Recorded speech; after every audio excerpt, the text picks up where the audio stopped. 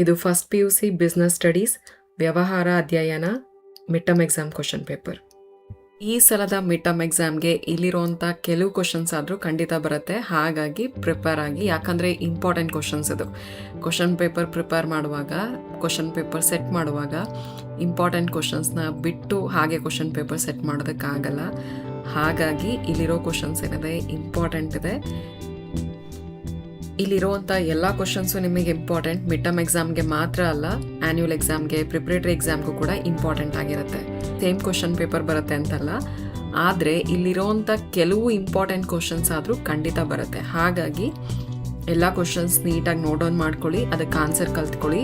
ಇದು mid ಟರ್ಮ್ಗೂ help ಆಗುತ್ತೆ, annual ಎಕ್ಸಾಮ್ಗೂ help ಆಗುತ್ತೆ, ಮತ್ತು ಪ್ರಿಪ್ರೇಟರಿಗೂ ಹೆಲ್ಪ್ ಆಗುತ್ತೆ. ಹಾಗಾಗಿ ಮಿಸ್ ಮಾಡಬೇಡಿ ಯಾವ ಕ್ವಶನ್ಸ್ನು. ನೀಟಾಗಿ ನೋಟ್ ಡೌನ್ ಮಾಡ್ಕೊಳ್ಳಿ, ಎಲ್ಲ ಕ್ವಶನ್ಗೂ ಚೆನ್ನಾಗಿ ಆನ್ಸರ್ ಕಲ್ತ್ಕೊಳ್ಳಿ. ಎಕ್ಸಾಮ್ ಹೋಗೋದಕ್ಕಿಂತ ಮುಂಚೆ ನೀಟಾಗಿ ರಿವಿಷನ್ ಮಾಡ್ಕೊಂಡು ಹೋಗಿ, ಅದು ನಿಮಗೆ ತುಂಬ ಹೆಲ್ಪ್ ಆಗುತ್ತೆ. ಸ್ಟಡೀಸ್ಗೆ ಸಂಬಂಧಪಟ್ಟ ಹಾಗೆ ಸಾಕಷ್ಟು ವಿಡಿಯೋಸ್ ಇದೆ ಈ ಚಾನಲಲ್ಲಿ, ಅದು ನಿಮಗೆ ತುಂಬ ಹೆಲ್ಪ್ ಆಗುತ್ತೆ. ಎಕ್ಸಾಂಪಲ್ಗೆ MCQಗೆ ಆನ್ಸರ್ ಗೊತ್ತಿಲ್ಲ ಅಂದರೆ ಯಾವ ರೀತಿ ಗೆಸ್ ಮಾಡಿ ಆನ್ಸರ್ ಮಾಡೋದು, ಓದಿದ್ದು ಯಾಕೆ ಮರ್ತೋಗುತ್ತೆ, ಮರ್ತೋಗ್ಬಾರ್ದು ಅಂದರೆ ನಾವೇನು ಮಾಡಬೇಕು, ಎಕ್ಸಾಮ್ಗೆ ಇನ್ನು 30 ಮಿನಿಟ್ಸ್ ಇದೆ ಅನ್ಬೇಕಾದ್ರೆ ನಾವು ಏನು ಮಾಡಬೇಕು ಮತ್ತು ಏನು ಮಾಡಬಾರ್ದು, ಈ ಥರದ್ದು ಸಾಕಷ್ಟು ವಿಡಿಯೋಸ್ ಇದೆ. ಅದನ್ನೆಲ್ಲ ನೀವು ವಾಚ್ ಮಾಡ್ಬೋದು.